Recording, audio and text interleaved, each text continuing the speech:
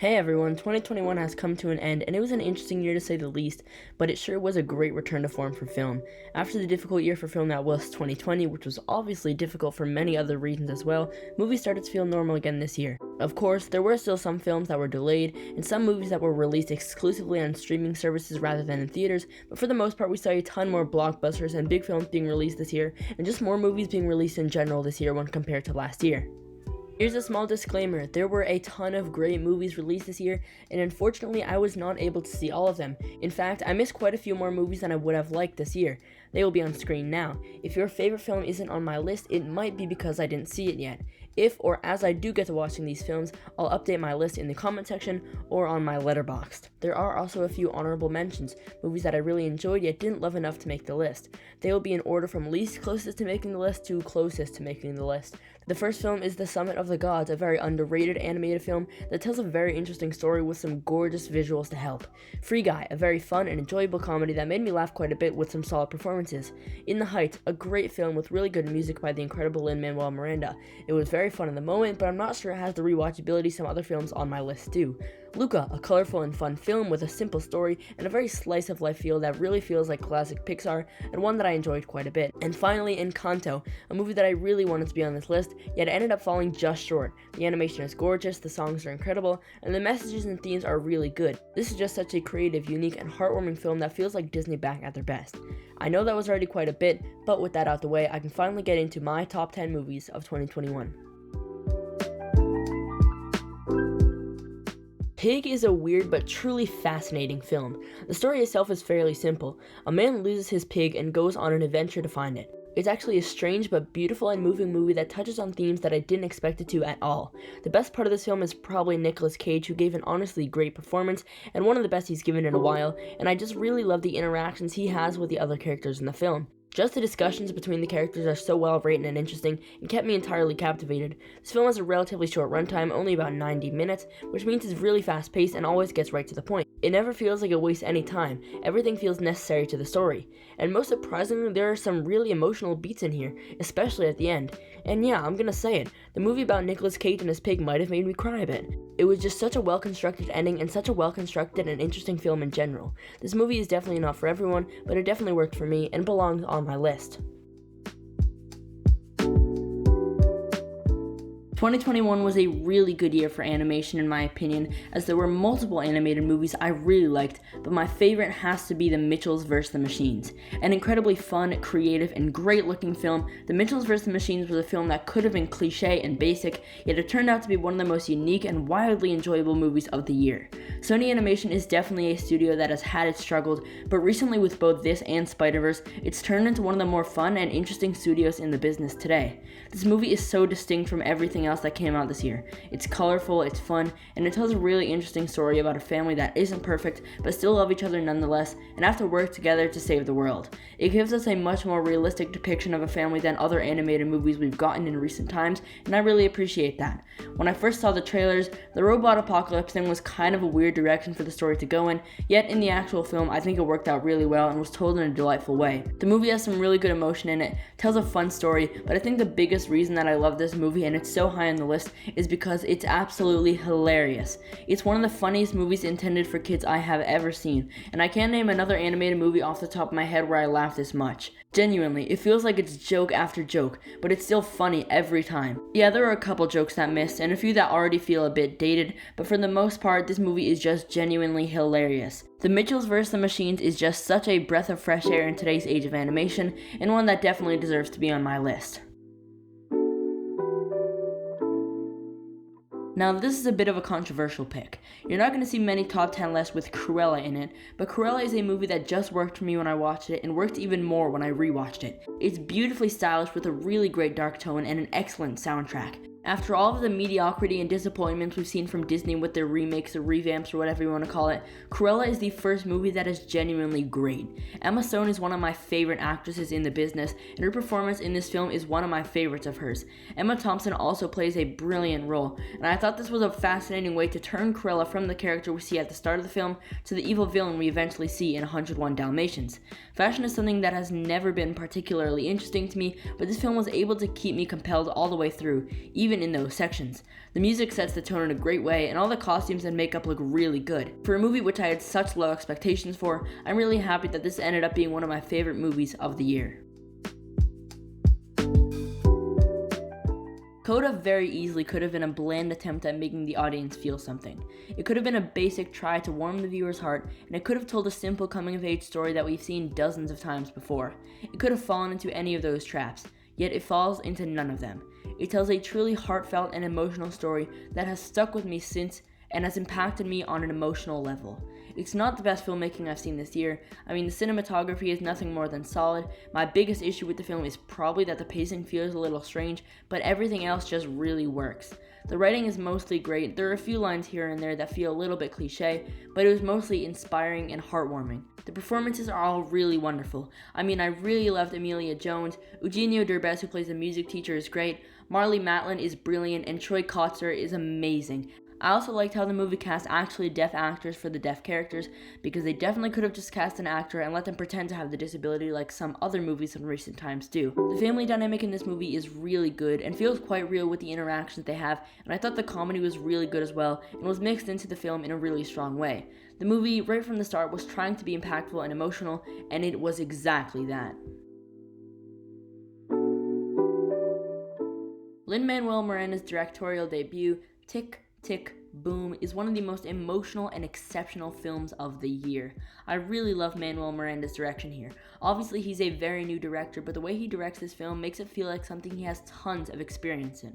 The story stays very focused on the difficult, frustrating, and stressful side of the road to success, rather than giving us a happy-go-lucky story about getting to the top. It all results in one of the more emotional endings of the year, and it's all brought together by Andrew Garfield, who gives all his emotion, intensity, passion, and spirit. He gives us the voice, the range, the emotion, everything he needs to do to make us feel completely and entirely invested in the character.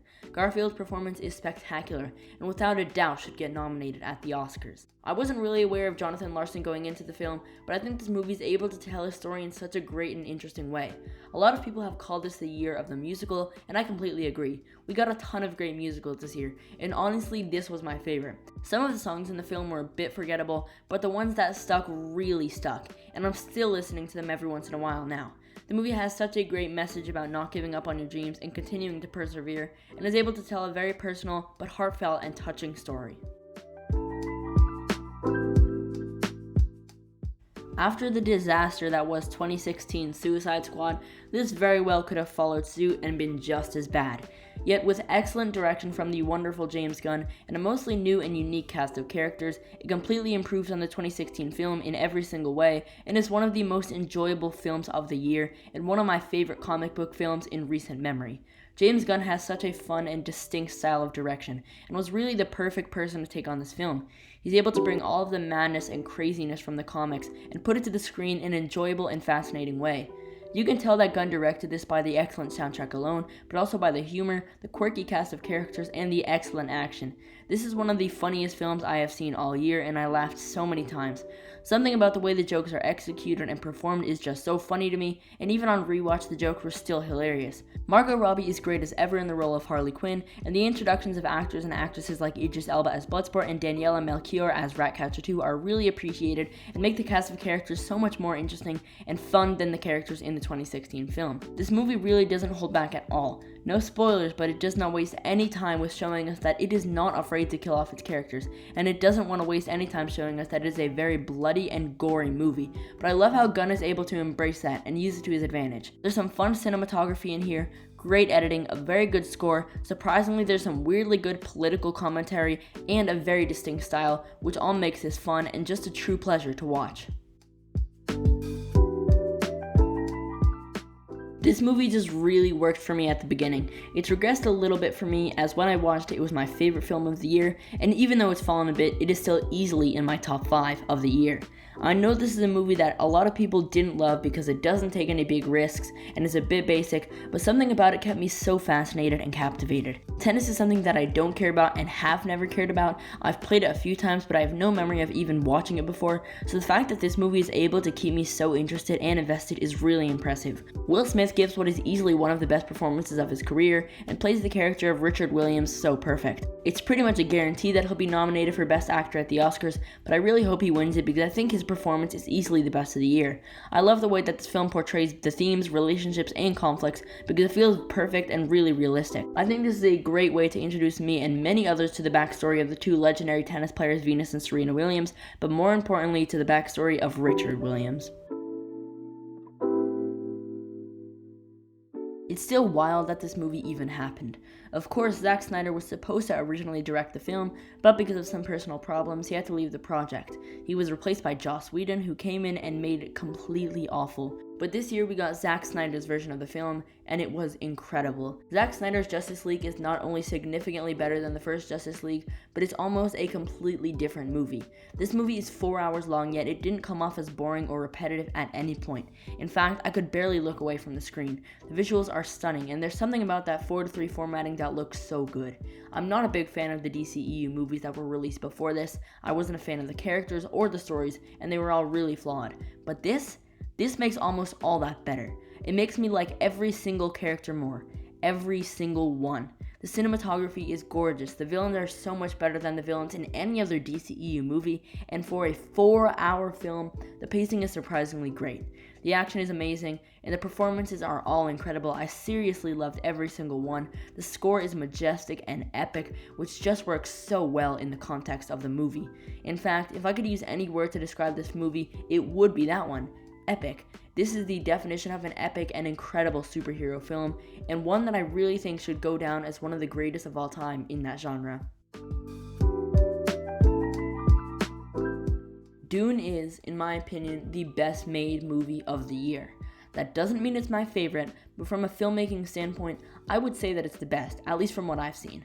I don't have to say this because it's already been said so many times, but this movie looks incredible. With simply jaw-dropping visuals, absolutely gorgeous cinematography, and incredible special effects, this is easily the best looking film of the year, and with a brilliant score, excellent sound, really good costume design, a star-studded cast, and spectacular direction from Denis Villeneuve, I think it goes without saying that this is one of the most well-constructed films of the year.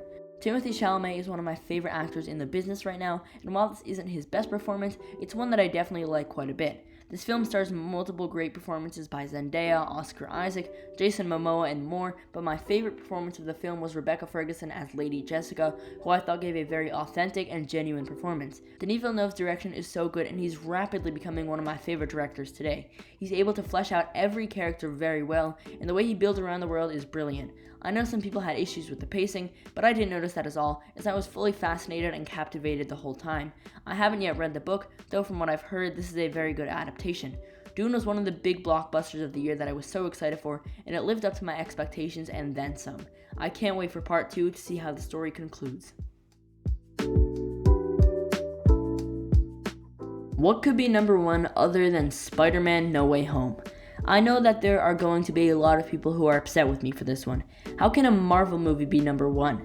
Well, No Way Home just worked for me on every level, and I want to address this before I continue. This is not the best film of 2021. In terms of filmmaking, this is not the best of the year, but this list isn't the top 10 best of the year, it's my top 10 favorite, and this is easily my favorite film of the year. I know a lot of people still haven't seen this movie, so I won't spoil anything other than what has already been revealed in the trailers. Bringing back all the villains from the other live-action Spider-Man films is really a concept that shouldn't work well. It shouldn't be able to balance all the villains with the plot and story, yet it does perfectly. This movie is able to bring back old Spider-Man villains, but also say the most focused and tell the best story out of all the MCU Spider-Man films, and arguably out of all the Spider-Man films in general. Willem Dafoe returns as the Green Goblin and gives what can only be described as an incredible performance and easily the best of the year, and Tom Holland and Zendaya both give their best performances as Peter Parker and MJ respectively. I think the reason this film stands out to me as a Spider-Man film is because there's real stakes here, especially when compared to other MCU Spider-Man films where there weren't really stakes at all. In this movie, there are really serious consequences, and it's really about Peter Parker learning how to be Spider-Man.